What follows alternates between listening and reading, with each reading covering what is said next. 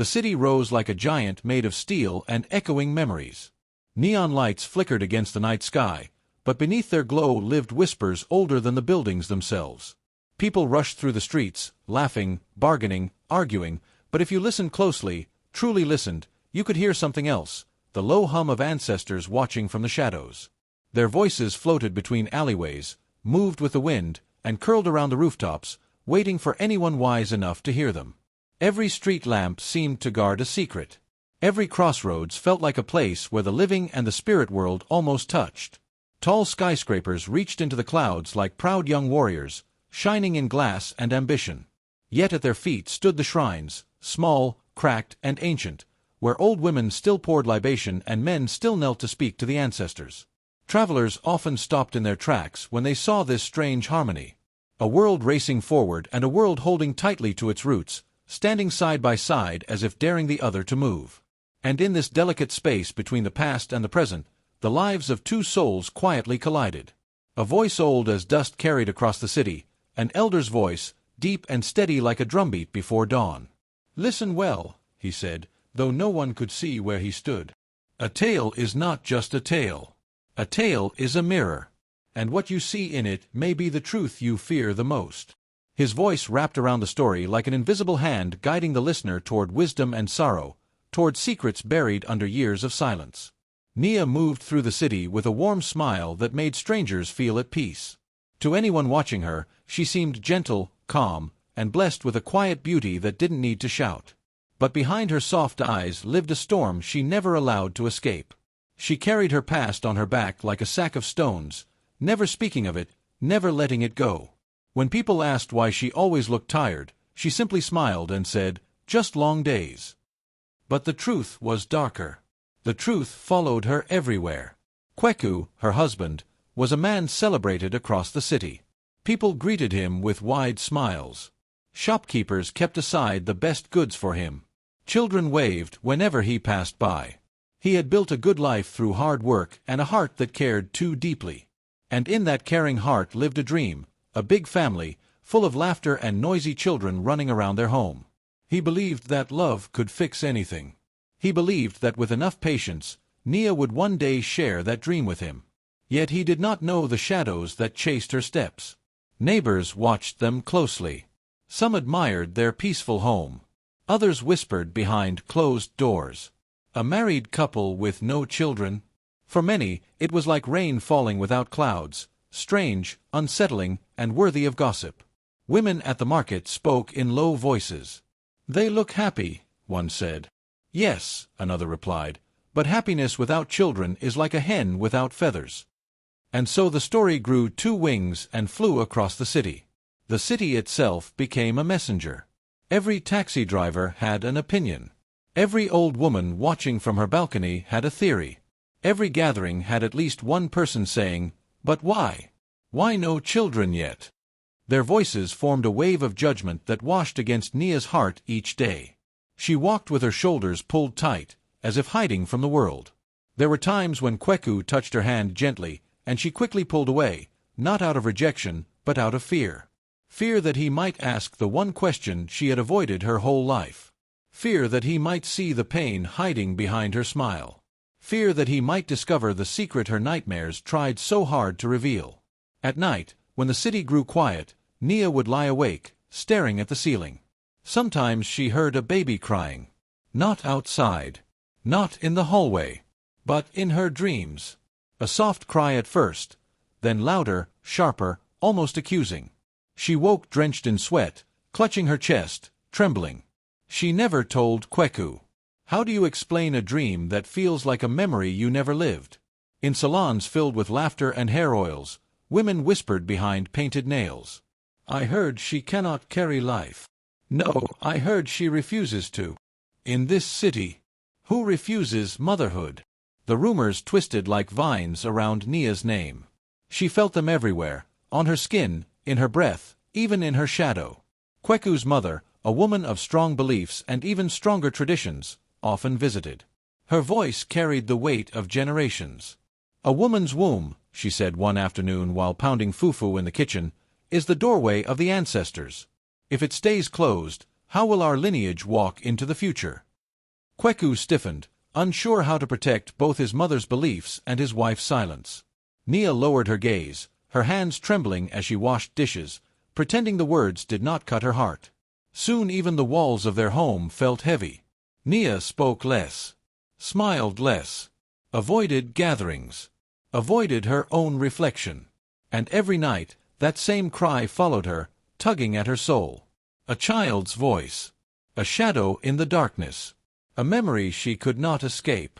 Kweku tried to be patient, but tradition tugged at him like a stubborn child. People asked him, "When will you plant your seed?" Others said, "A home without children has no roots." The words pounded in his chest, creating a storm he tried to hide from Nia. One quiet evening, he approached her slowly. "My love," he whispered, "can we talk about having a child?" His voice was gentle, but the moment the words slipped out, Nia froze. Her eyes widened. Her breath caught. Fear, raw and wild, flashed across her face.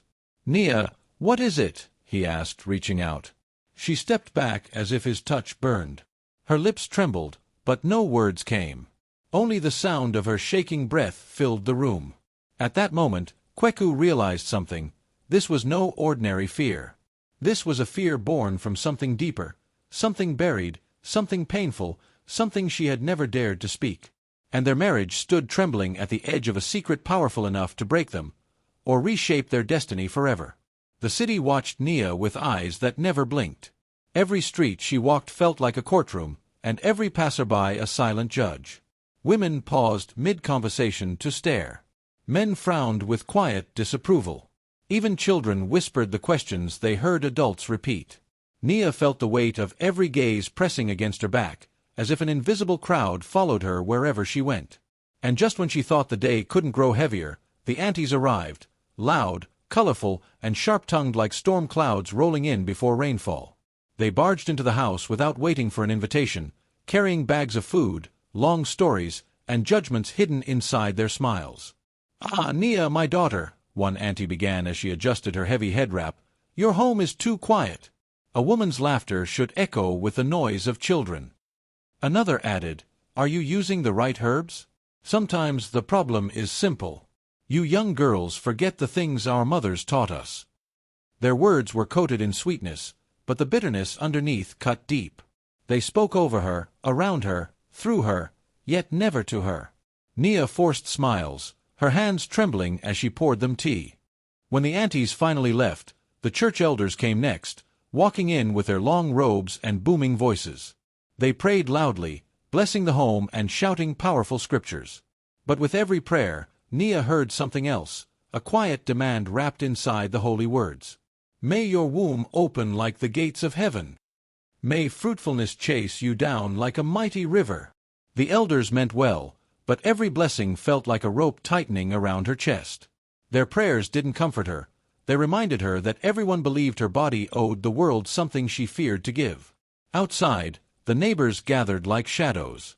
Every time Nia walked past, their whispers floated behind her like smoke. "There she goes.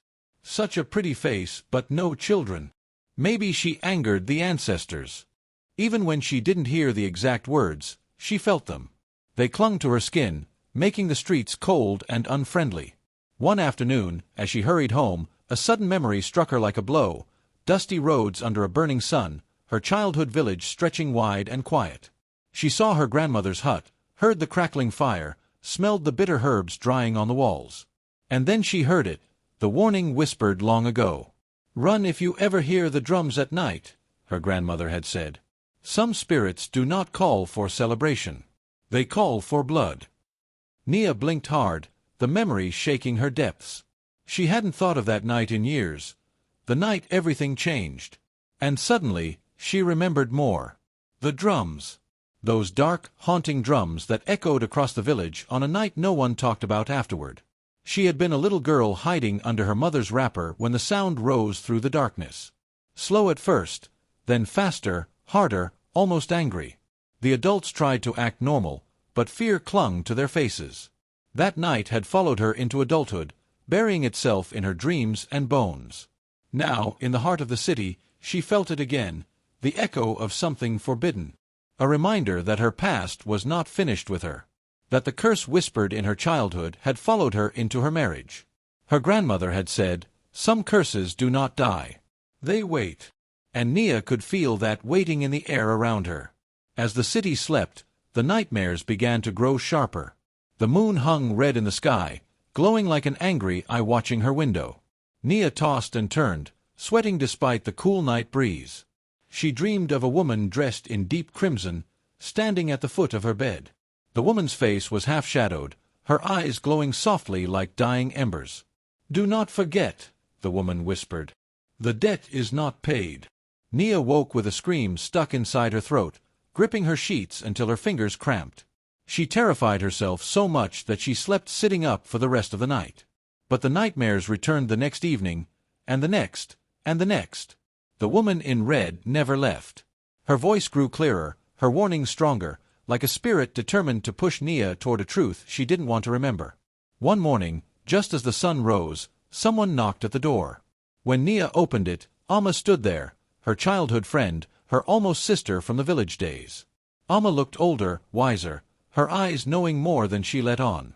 "Nia," Amma said quietly, "I came because I felt something calling me.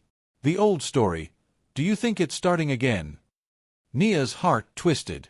"Don't say that," she whispered. Amma stepped inside and closed the door. "You can run from the city. You can run from people. But you cannot run from what your family carried." She touched Nia's shaking hands gently. "Tell Kweku. Before your silence destroys you." Nia shook her head violently.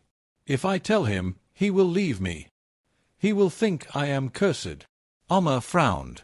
"But you are carrying a curse, and hiding it will not save him." Nia backed away, her breath breaking. "He won't understand.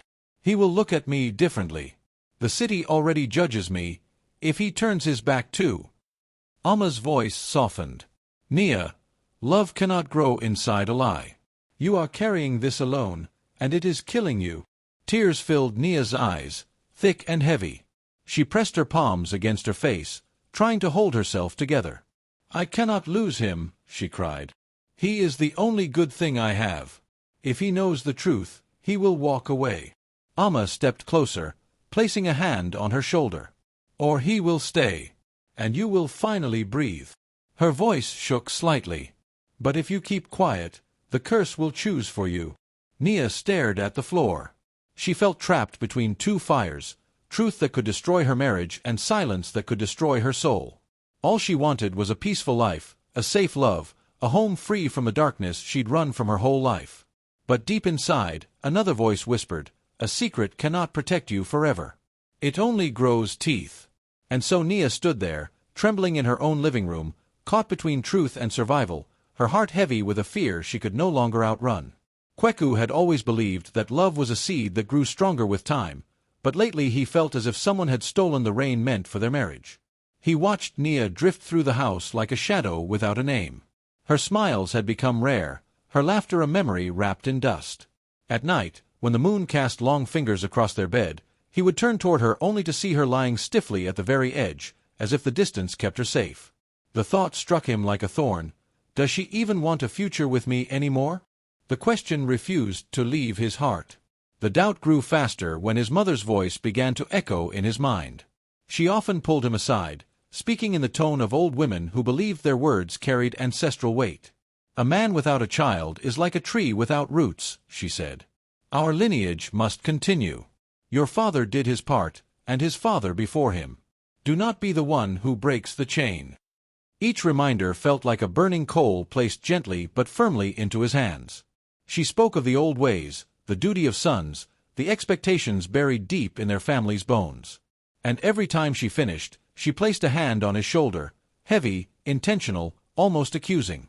Between Nia's silence and his mother's pressure, their home shifted into a cold place where love used to grow. Their conversations shrank until only short answers remained. The house itself seemed to hold its breath. Plates clinked softly at dinner, footsteps echoed too loudly in the hallway. When Nia looked at him, her eyes carried storms she refused to name. Kweku felt unseen, unheard, and slowly wounded by a quiet he could not escape. One night, driven by frustration and fear, He slipped into the older part of the city where the streetlights dimmed and stories whispered between crumbling walls. He went to seek the hidden healer people spoke of in hushed voices. The man lived behind a curtain of beaded shells, sitting among burning herbs and bowls carved with old signs. His eyes were sharp, almost knowing before words were spoken. "You carry a weight," the healer murmured. "A weight older than your marriage." The air felt thick with unseen things, and Kweku's heart pounded as the healer mixed ashes with oil and traced symbols on the floor. "Your answers lie between the living and the forgotten," he said. "But truth demands bravery." Kweku left carrying more questions than he came with. He walked home torn between belief and pride. Part of him wanted to follow the healer's guidance, to seek answers in the realm beyond sight. But another part, the proud, modern man he tried to be, refused to bow to spirits or whispers of the old world. Should he trust unseen forces, or should he stand before Nia and demand the truth? The battle inside him raged like two lions fighting for the same territory. Long before Kweku and Nia ever crossed paths, an older story had already wrapped its fingers around Nia's life. It began in a season of hardship, when her grandmother, Amma, faced hunger, sickness, and a fear that her family line would be swept away like dust. Desperate, Amma ventured into the forbidden part of the forest where even hunters refused to walk after sunset. She carried kola nuts, palm oil, and her trembling hope. Under the twisted branches, she called upon the spirit who guarded the old paths. When the spirit came, its voice was like wind through broken gourds. Amma begged for protection, for strength, for survival. And in her despair, she accepted a bargain no sane woman would take. The spirit's price was cruel but clear. The daughters of her line would carry a curse. No daughter would safely bring a child into the world unless the ancient debt was paid back in a way only the spirit would one day reveal. Amma agreed, her fear stronger than her wisdom. That promise settled over the family like a dark cloud that never moved, always waiting. Years later, Nia remembered the night everything shattered. Her aunt had given birth to a baby girl, a child born with joy and bright hope. But that night, a violent wind tore through the village though no storm was near. The baby cried with a strange haunting sound, and before dawn, she was gone, taken by the curse Amma had tried to hide. The screams, the pounding fists against the earth, the wailing prayers, they all burned themselves into Nia's memory. Nia had been only a child then, but she had seen too much. She remembered peeking through a cracked door as elders gathered around the still child, chanting to send her spirit safely away. The shadows danced on the walls like frightened animals. Someone tried to close her eyes so she wouldn't witness the darkness unfolding, but curiosity had chained her to the moment. She watched her grandmother weep into her hands, whispering apologies to gods and spirits alike. The older she grew, the more she realized the curse was not just a story used to scare children. It followed her like an unseen companion when she moved to the city, whispering that motherhood for her was a path coated in sorrow. She carried that fear quietly, hiding it from outsiders and even from Kweku. To protect him, she believed she had to protect him from herself. The day came when Kweku could no longer swallow his frustration. His patience snapped like a dry branch stepped on carelessly. "Nia," he said sharply, "I cannot live inside your silence anymore. If there is something you fear, something we must face, speak it now. I deserve the truth." His voice trembled, not with anger alone, but with pain. Cornered by his desperation, Nia confessed, but only part of it. She told him that mothers in her family rarely survived childbirth, that death waited for them like a patient hunter. "I cannot risk leaving you alone," she whispered. "I cannot risk dying the way they did." But she said nothing of curses, spirits, or broken oaths. Kweku stared at her, stunned. The fear in her voice shook him, but his mind refused to accept the depth of her words. "Nia, people die from sickness, not family curses," he said softly. "You're letting fear control you." That misunderstanding fractured something between them. Their emotions drifted farther apart, leaving a space neither of them dared to cross. Their marriage, once steady, now trembled under secrets too heavy to hold. The elders arrived before sunset, their steps slow but filled with authority. They settled in Kweku's mother's courtyard, forming a circle that looked like a court of ancestors come to judge the living. The air smelled of shea oil, burning herbs, and old wisdom. Kweku stood behind them with his head bowed, unsure if this gathering would heal or break what little remained of his marriage. Drums beat softly in the distance, as if the village itself had come to witness the moment. Every elder carried a staff, symbolizing their place in traditions older than memory. Nia entered the courtyard with quiet steps, but the circle closed around her like a tightening noose. Eyes heavy with judgment stared at her from every side. On the ground lay ritual markings, white chalk lines, cowrie shells, and dried leaves blessed by healers. Beside her, Kweku's mother watched with lips pressed tight, her gaze sharp enough to cut. Nia felt the circle shrinking, as though the very air pushed her inward. The questions came fast, each one hitting her spirit like a spear thrown straight and true. Why do you refuse to give your husband a child? What sin are you hiding? Are you fighting the duty of a wife? Their voices overlapped, mixing tradition with accusation. Nia's heart pounded so loudly she wondered if the elders could hear it. Each question carried the weight of generations, pressing her deeper into fear. Her spirit began to crack under the pressure. She felt like a small bird trapped in a cage built by ancestors who refused to let her fly. Her palms trembled. Her throat tightened. She tried to speak, but her voice broke before words could form. Memories of old stories, shadows, warnings whispered by her grandmother, it all rose inside her like a storm. She was drowning in history she never asked for. Finally, something inside her snapped. "I cannot!" she screamed, her voice sharp enough to silence even the wind. "I cannot bring a child into a cursed lineage." The courtyard froze. Even the faraway drums stopped. Her words hung in the air like broken glass, cutting through every soul present. Nia took a shaky breath and opened the door to the darkness she had carried alone for years. She told them of her grandmother's desperate pact with a forest spirit, a bargain made to protect the family during a season of suffering. She spoke of the curse placed upon the daughters, the deaths that followed, and the silent fear binding every woman born into her line. Her voice wavered, but her truth did not. A heavy fog of shock settled over the gathering. Elders who once looked firm now stared with wide, uncertain eyes. The world of spirits had suddenly stepped into their courtyard. Some elders nodded slowly, as though they had long suspected such hidden secrets.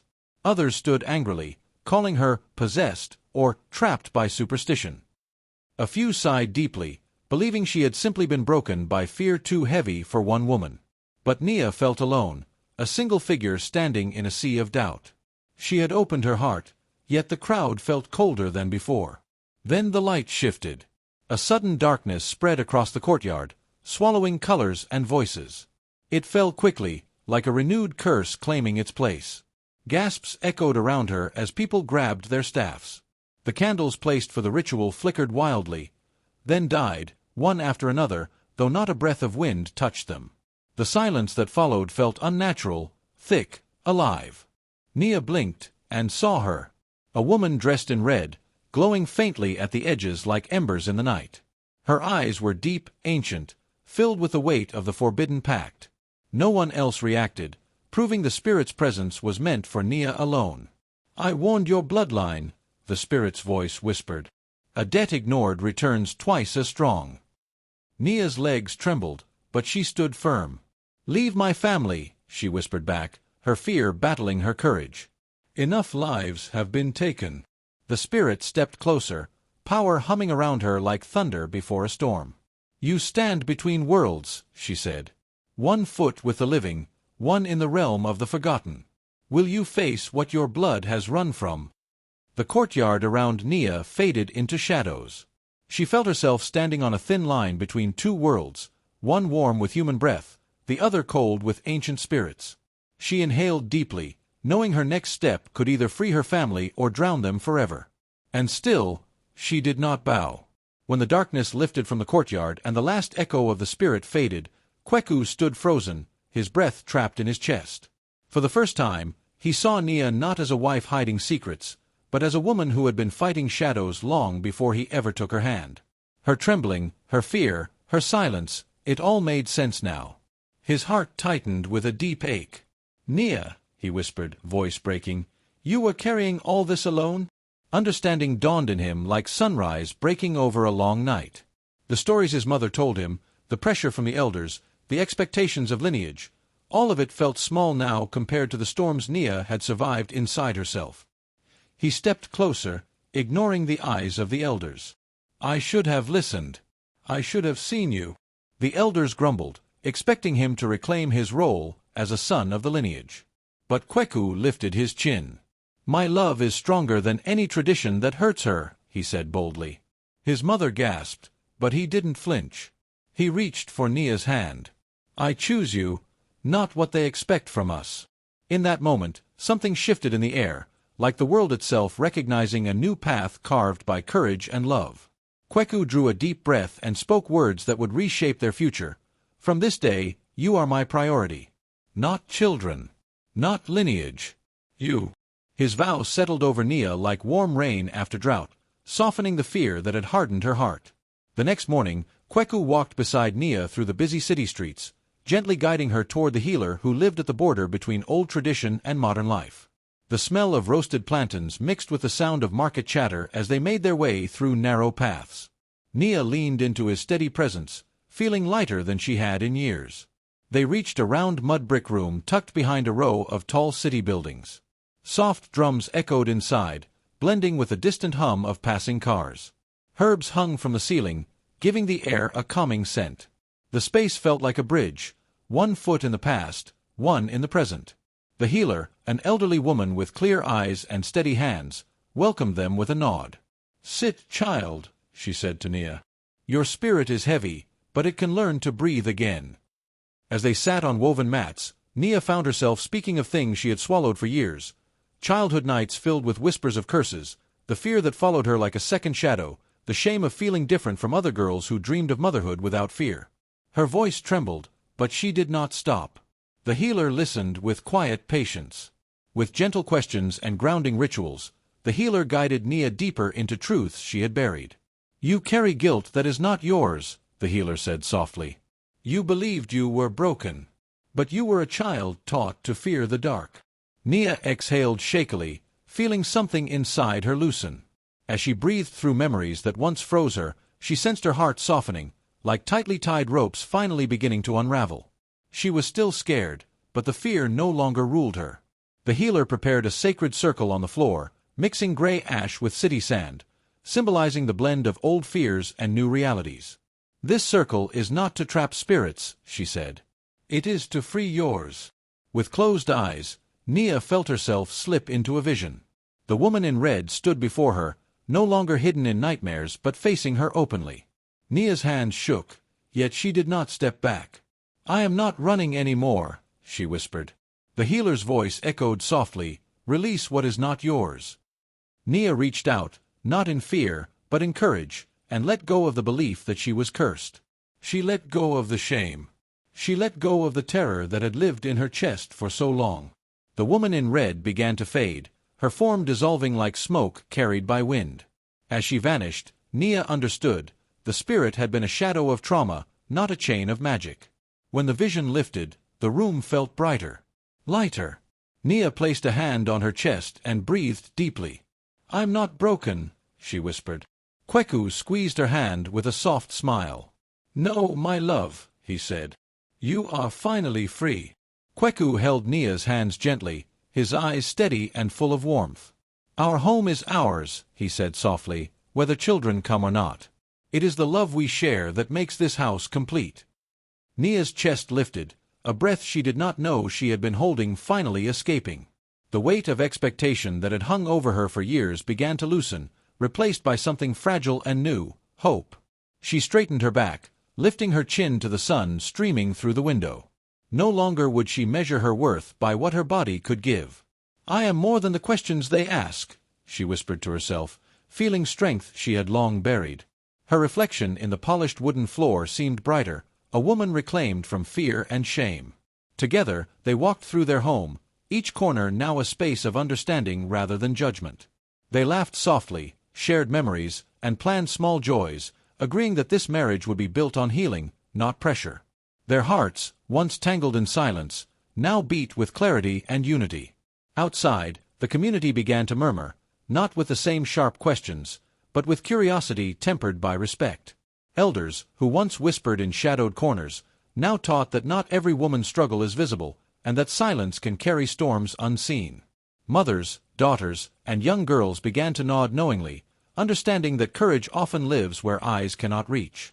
Nia stepped into the street with confidence, the whispers no longer piercing. She knew her value was not in the life she could create in her womb, but in the resilience she carried. People saw her differently now, and she felt the gentle acknowledgement of battles fought in private. The elder's voice rose above the village chatter, steady and solemn. A tree does not bear fruit when its roots are in pain. The words settled over the city like a warm rain, a reminder of the journey Nia had endured. And the storyteller added, leaning closer to the listeners as the sun dipped behind the city's buildings, "Never judge a woman by the children she does not bear, but by the storms she has survived in silence. For it is in those storms that her true strength lives."